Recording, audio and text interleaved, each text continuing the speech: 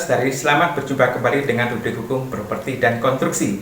Pada kesempatan ini kita akan membahas mengenai rumah untuk generasi milenial. Data kependudukan tahun 2020 menyatakan bahwa jumlah penduduk Indonesia generasi Z dan generasi Y sudah di atas 50%. Generasi Y adalah generasi kelahiran tahun 80 sampai 97, kemudian generasi Z tahun 97 sampai saat ini. Generasi Z adalah generasi berikutnya setelah generasi milenial. Generasi milenial ini sudah merintis kehidupan, ya, berkarir di masyarakat, punya keluarga, sehingga membutuhkan tempat tinggal. Nah, tempat tinggal seperti apa yang cocok untuk generasi milenial? Banyak ditulis, generasi milenial ini punya karakter suka bepergian, sangat dekat dengan teknologi informasi atau kehidupannya tidak bisa jauh dari internet, dan lebih menyukai hal-hal yang bersifat simpel. Untuk itu, rumah bagi generasi milenial tentu harus memperhatikan karakter generasi milenial ini. Apabila lihat di pemberitaan, pemerintah dan pihak swasta sudah menyediakan rumah-rumah yang akomodatif terhadap karakter generasi milenial ini. Dalam laman Kementerian PUPR, pemerintah secara khusus menyarankan agar generasi milenial bersedia untuk tinggal di bangunan yang vertikal, ya, baik itu apartemen atau rumah susun sewa, karena ke depan juga jumlah penduduk Indonesia, masyarakat urban banyak tinggal di perkotaan, ya, diperkirakan lebih dari 60% masyarakat Indonesia akan tinggal di perkotaan.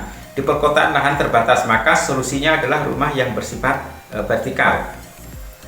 Nah, rumah seperti apa yang memenuhi kepentingan generasi milenial tadi? Satu, dekat dengan transportasi publik, ya, transit oriented development, misalnya dekat LRT atau MRT. Dua, dekat dengan tempat-tempat hangout, misalnya dekat dengan pusat perbelanjaan atau kafe.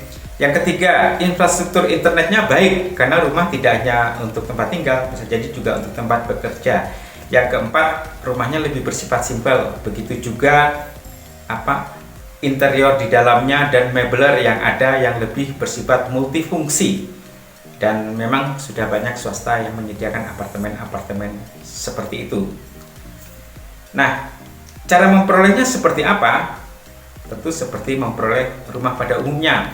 Yang pertama, bisa dibeli dengan cash. Yang kedua, bisa dengan KPR. Atau kalau belum bisa mengakses, juga dapat mengikuti program pemerintah. Pemerintah misalnya punya program 1 juta rumah, ya, ada perhatian khusus bagi masyarakat berpenghasilan rendah, baik itu bantuan uang muka, subsidi bunga, dan juga jangka waktu kredit yang lama.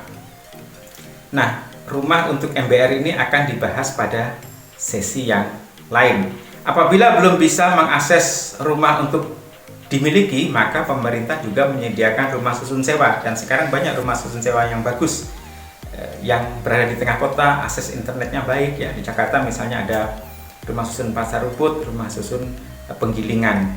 Yang penting adalah generasi milenial harus tahu cara membeli apartemen secara aman, membeli rumah secara aman.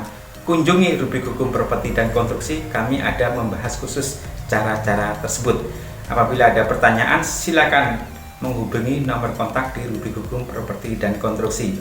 Terima kasih, salam dari kami, rubrik hukum properti dan konstruksi.